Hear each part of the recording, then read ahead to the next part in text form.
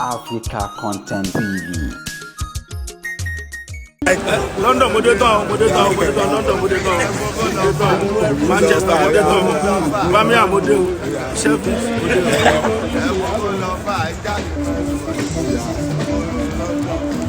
Go UK, yeah, go black.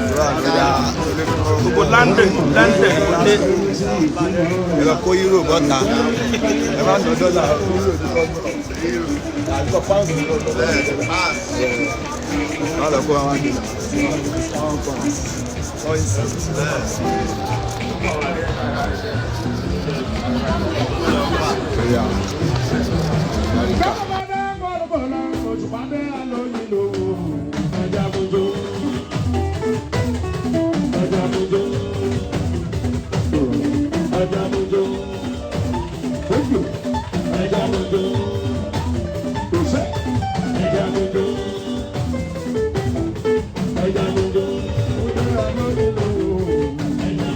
If I